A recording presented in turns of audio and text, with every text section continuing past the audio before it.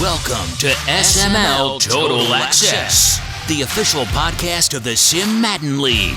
Now, here are your hosts, ZZ the Great and Primetime 000.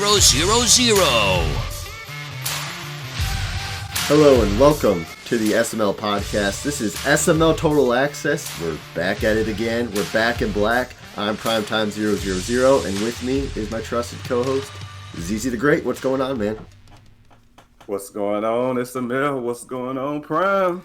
It's that time again, baby. Yes, it is another season, another edition of SML Total Access, Madden 21 intro. We had Field General talking about how he's the longest running podcast, but we are the most consistent and we have the most episodes. So, hey, we're back at it. We're doing it again. Here we are. And if you're new to the show, look, this is how we do it. 4 downs and the extra point. We try to keep this moving quick. We don't get stuck on a topic. So let's go ahead. Let's get on first down. Topic 1. Hey, it's season 1.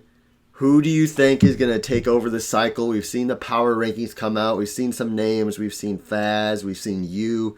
What do you think about all this stuff? And maybe this is your chance to kind of talk about everyone hyping you up a little bit. Well, as far as the cycle is concerned, I'll start off with myself. And there is some debate, but it depends on how I play. But, all the hype, the hype that's been generated, people have released power rankings that have put me in a top 10.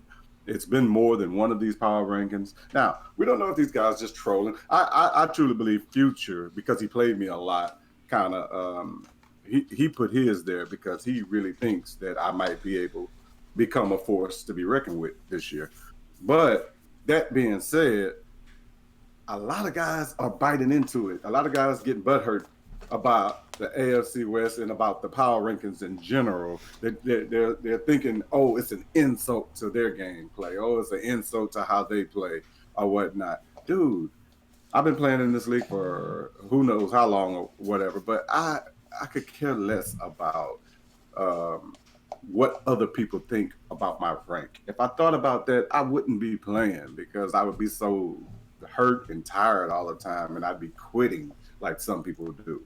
You know, so honestly, we this is a game. We're here to have fun. Me and Phil had a conversation in chat. Man, if this is the most important thing in your life, bro, then you might need to think about doing something else. Yes, because this is for fun. We're out here to have fun. If Madden is the most important thing and those rankings are the most important thing to you, then man, maybe you need to reevaluate your priorities. Yeah, But other than that, in my opinion, as far as some of the best guys that's in this league right now, and the guys that's gonna probably win the division, I think Mike SML is in trouble over there with Faz and Hova. Those guys have shown to be really good players, especially Faz. So the fact that guys are saying his division is weak, I think is a bit underrated. And I'll just give a quick analysis on like the Browns and Ravens division with NYT and the Browns. That's also going to be a fantastic division to watch. It's going to be great to see those two guys because they're long-term friends. They're going head to head all the time. It's going to be fantastic to see what dynamic evolves from that. Yeah, I actually had kind of planned to. I'm going off kilter a little bit here, and You talked about the AFC West, and a lot was made about, now I'm switching gears to the AFC East with Pauly when he did not join my division. And I feel like because Dan has some friends in this league, he doesn't get the trash talk that he deserves for not joining my division. I get that the Broncos were a good team, but when he made his statements leading up to the draft, he had to have known that there would be some good teams still there in that 20 range. Usually some good teams fall. He had his pick of all 3 AFC South teams, and he chose to play against QB stud. So I think that that'll be interesting to see how that plays out in the AFC West between Dan and QB, Future and you. Yes. I just, I feel like Dan won't because he has some buddies in this league. But I think he Hmm. does. I think the truth is he deserves some flack, just like Paulie did, and that's just the truth. So, That's that. Yeah. And speaking of the truth, Paulie has made his opinions as well. I mean, I know we're going a little bit off kilter on the show, but speaking of the truth, Paulie comes out. He makes a show. We love Paulie, and he brings on. He brought up. The elephant in the room is the Raider situation, and I'm not going to talk about the Raider situation, but I am going to talk about the fact that um, I think a lot of guys don't understand how decisions are made in the SML. When the stuff that you don't see behind the scenes, we are evaluating guys all year long. We are talking about issues all year long. We are bringing up things and we are being open minded. We're shooting discussions back and forth. We're making sound decisions about the decisions that we make. We don't just off the cuff take a guy out the league. In Raiders' case, he left. But we don't just off the cuff just eliminate somebody just because of a split second decision. Our thing is that we trust each other. The league is successful because of what we've been doing. So we collaborate on things, we make decisions about things, and we don't have to explain every single detail about the decisions that we make because they're sound decisions. We've been successful because of them. yeah, some And of I it, think not to cut you off, but some of it is out of respect for other people as well. Like you don't need to run someone's name. And for me, it's a respect thing. It's like if I run a business, I'm not going to list out someone's dirty laundry all the time. right, But right.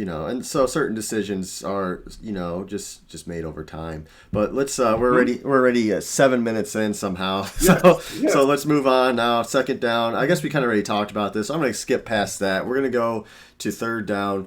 Um, let's talk about the another kind of big topic of discussion, and I think most people kind of agreed on this. But what do you think about EA adding Kaepernick into the game and his rating and all that? All right, we're at the controversial part of the discussion. We're not going to get all off into the politics of all this, man.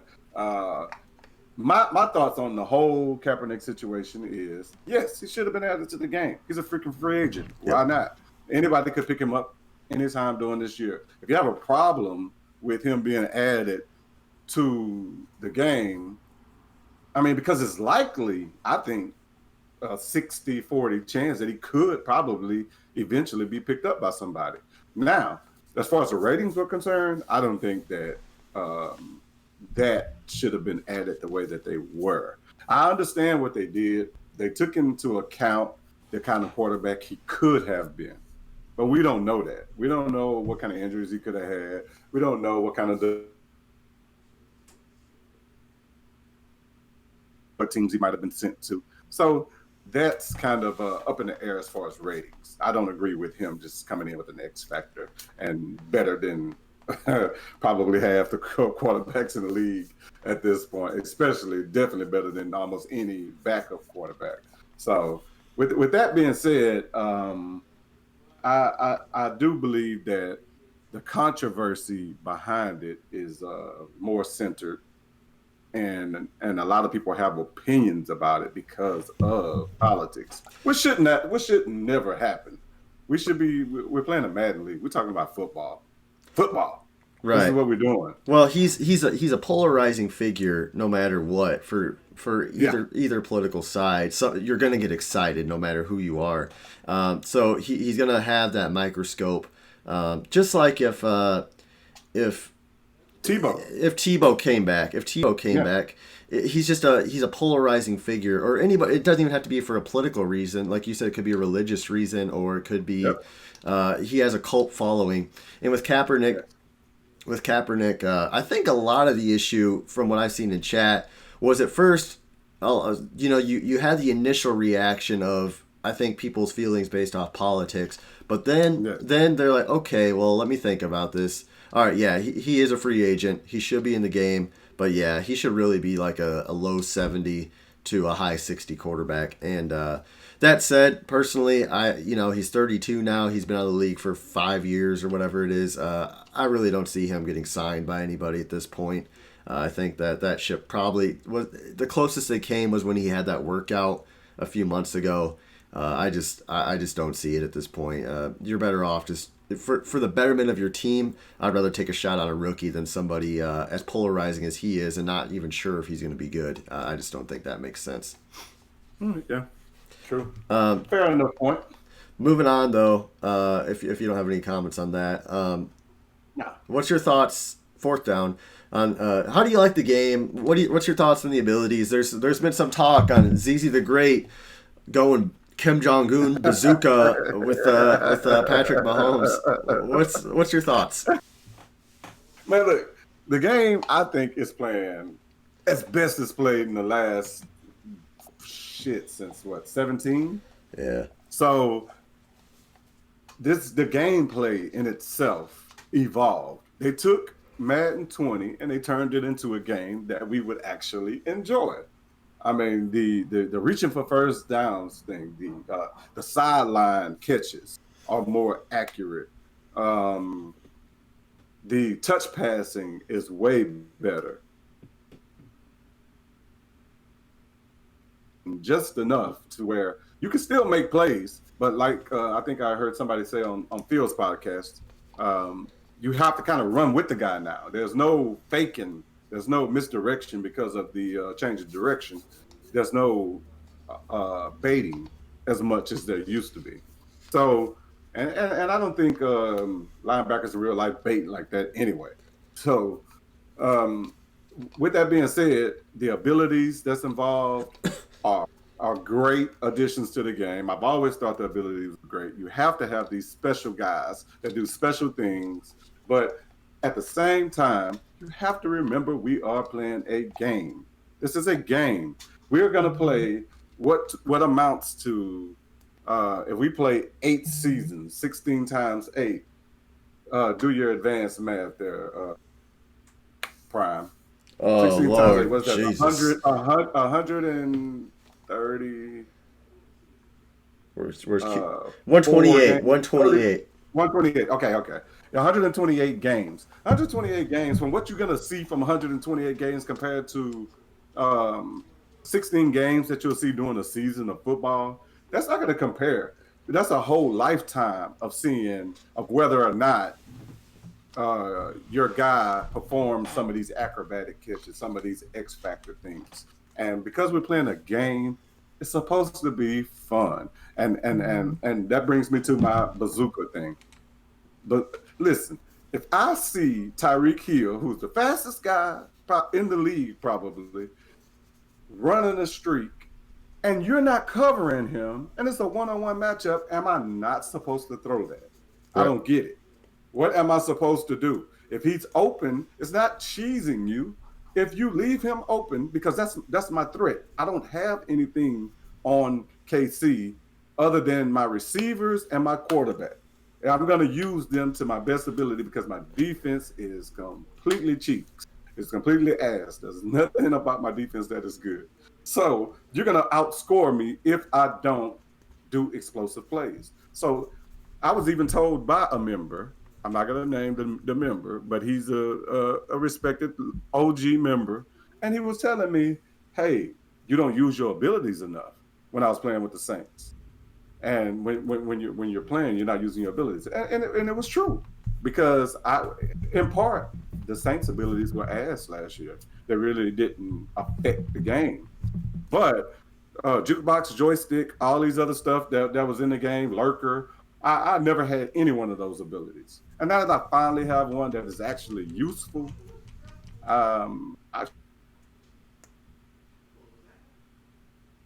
good. 3. Go ahead, Brian. All right, so I'm off my soapbox. So there you go. That was Easy the Great opening his heart up about bazooka, if you will. Yeah, I think obviously the abilities are dialed back. The game is much better, and it'll be interesting to see how it plays. Like everyone says it, it's not a crazy theory. It's just with the patches, how the abilities age, who watches YouTube, who doesn't. That all plays a factor. And I always, this is another thing. I always find it interesting about the guys who know the most about the game, and they know the most about cheese. How they know about that stuff, and they talk about how much they know it, and how do you know that stuff and not do it, or at least kind of implement some of that in your game? Like, you know what I'm saying? Yeah. Yeah. Oh, this guy's about to do this. He's fit to use this cheese play. Yeah. I don't know that that's a cheese play. They do it on me all the time. But I can't identify it. Yeah. And I think it works in reverse too. In contrast, because you can know so much about cheese that if a guy runs a play normally that he thinks is just a good play that he likes to run, Yeah. but he doesn't know it's cheese. Right. So you're inflicting your knowledge, or what you know onto that person that actually is just an innocent player running a good play. Yeah. Okay, so let's go. I agree. Let's go ahead and move to the extra point. And I had something wrote down, but I want to change the topic. Sure. We've had some guys in this league, some OGs that have kind of faded out into the shadows, if you will. And one I'm thinking of in particular is this is the extra point is Gramazins, Gramazins. And I was about to guess. And he was considered retirement last cycle. I didn't think he was actually. No one thought he was actually going to retire because he is very passionate, I think, about Madden. But he had considered. Yes, and then he said he was going to run one scrimmage this season, and now it's turned into 5 or 6 or whatever. This means a lot to Grams. I think, to kind of have a rebirth this cycle. Yes. Yes. His division isn't that great. He's got a fairly easy division, but even so, even if he has a tough division, you expect Grams to make the playoffs. What do you think about Grams? Has Gramazins lost a step, and if so, what kind of player will he be from here on out? Well, I'll put it like this: I played Grams twice in the scrimmage. The first time I beat him pretty soundly. And then the second time, he came back and he destroyed me. So I think that Grams is going to be Grams. Anytime you're this passionate about a game, or like meticulous about how you play, you're going to be good.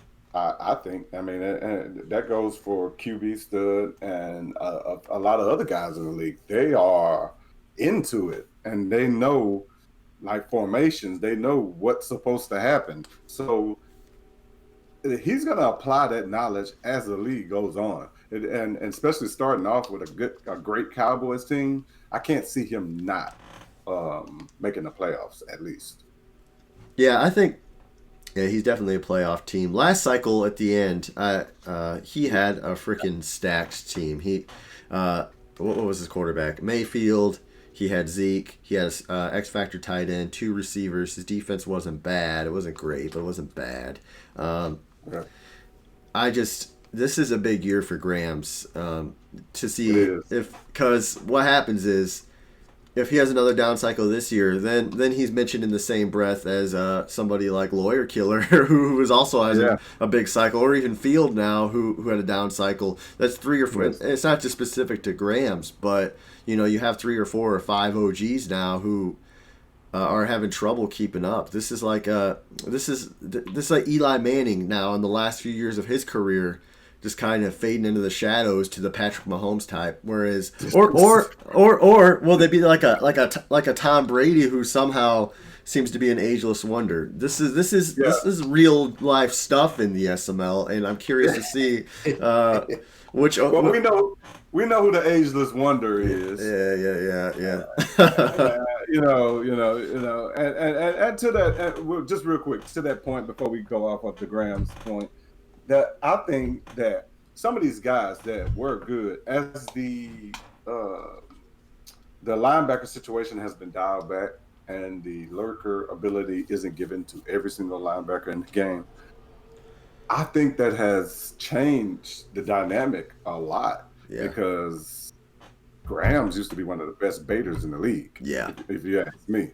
But also saying that Royce is one of the best users in our league. Yeah. But he has not fallen by the wayside. Yeah. Are adjustments you can make. Yeah. Well, it's just like playing in the game, just like one singular game. Whoever makes the most adjustments, or I feel that I am great at adjusting throughout the game and taking away what somebody does best, and I'm good at situational football. And I thought that's Graham's. Like Graham's is pretty good at situations as well. That's why I'm looking for him to make an uptick.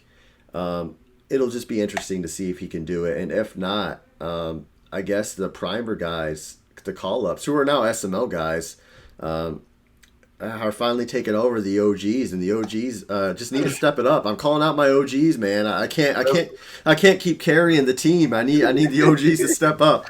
There's a changing of the guard going on. Yeah. And what I mean, is this the point that the change actually occurs, or are the OGs going to turn things around? Yeah, that's going to be fun, especially with Jacob Eason at the helm. I'm not going to be as strong this cycle. Everyone's saying it. Rowan Coot saying it. A few others. So we'll see. We'll see what happens. Is all I got to say. Well, look, users are going to play a big part, man. You can't. It's hard to user now, man. It's hard to play defense. Period.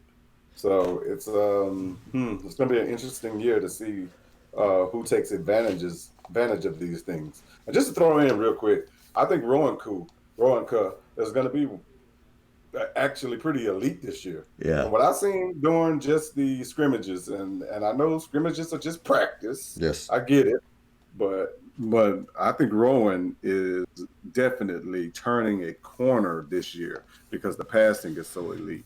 It's going to favor guys like Rowan. It's going to favor guys like Dunk, like Noel, the guys that I've always touted as some of the best pocket passers there are in our game. Oh, one final question. Sure. We haven't talked about it since I released the video. We did a SML top 5 players. QB Stud was rated number 2. Do you agree with that ranking? Who was one? Me. Okay, yeah. So QB Stud, it's hard to tell. I'm not gonna lie. I haven't seen a lot of QB Stud this year, so I can't really tell whether for me if I'm going off rankings right now, I'm gonna say it's Dunk. I'm gonna give you the 1. I'm gonna give Dunk the 2 right now. The 3 for me is gonna be probably and this is just off rankings. This is no disrespect to anybody. But Rowan, then Woods, and 4th, and this is just guys that I've seen play and watched play. Oh, and Faz. Yeah. Actually, I put Faz before Woods. Everyone is hyping up Faz here, and that's interesting. Yeah, he plays a great game, dude. It's not. From what I saw, it wasn't cheese. It was available. Yeah. And it was. I know. Now I've seen him in chat and fast. FYI, my brother, the ebooks and the YouTube stuff are frowned upon in the SML. Even if you're using it to counter it, don't look at that stuff. I mean, well, if you are, don't tell nobody you're looking at it. It's a bad look. But yes. Other than that, I seen him play a fairly sim game, and even though I played him pretty tough, from what I saw, it was just like, dude, this guy is he knows his stuff. He knows where to put the ball, when to put the ball, and how to do it. Yeah. And to me, he's a great player.